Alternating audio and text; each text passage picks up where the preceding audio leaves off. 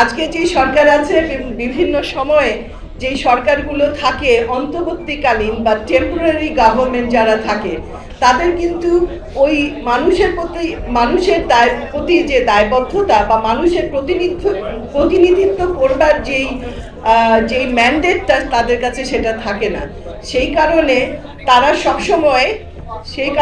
তারা সবসময় নির্বাচিত সরকার চায়, এবং নির্বাচিত সরকার যখন একটা দেশে আসে তার মানে হচ্ছে রাজনৈতিক স্থিতিশীলতা চলে আসে সেই দেশে, এবং স্থিতিশীলতা আসলে আন্তর্জাতিক সম্পর্কের সঙ্গে সঙ্গে অন্যান্য সম্পর্কগুলো উন্নয়ন হয়, যেমন ব্যবসা বাণিজ্য ইনভেস্টমেন্ট সবগুলো আসে।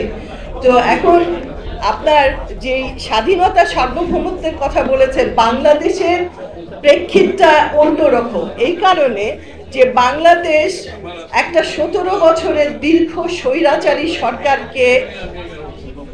সরকারের উত্থান ঘটিয়ে বাংলাদেশে একটা নতুন পরিবর্তন আসছে।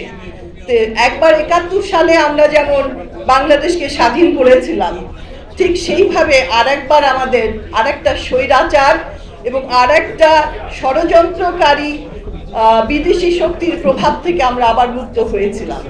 তো সেই যে আমরা যেই অর্জনটা করেছি, অর্জনটা ধরে রাখা আমাদের সবার দায়িত্ব। বিশেষ করে আজকে যেই ছত্রছায়া বা যেই প্রতিষ্ঠানের আওতায় আজকে আমরা একত্রিত হয়েছি মুক্তিযোদ্ধা দলের, মুক্তিযোদ্ধারা তো আমাদের গর্বিত, এদেশের গর্বিত সন্তান।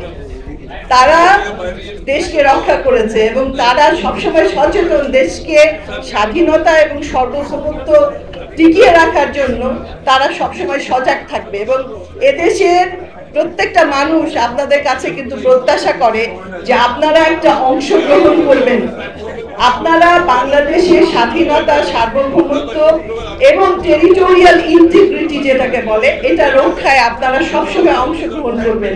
আপনারা যেখানে আছেন আপনাদের অবস্থান থেকে এখানে আপনারা একটা বিশেষ অংশগ্রহণ করবে। এই দেশের মানুষ, এই দেশ আপনাদের কাছে এটা প্রত্যাশা করে। কিন্তু ষড়যন্ত্র, সার্বভৌমত্ব এবং আমাদের স্বাধীনতা সার্বভৌমত্ব রক্ষার জন্য আমাদের আসলে কি প্রয়োজন? আমাদের স্বাধীনতা সার্বভৌমত্ব রক্ষার জন্য মানুষকে তৈরি থাকতে হবে। কারণ এদেশের ইতিহাসে একটা খুব কমন ফ্যাক্টর সবে আমরা লক্ষ্য করেছি।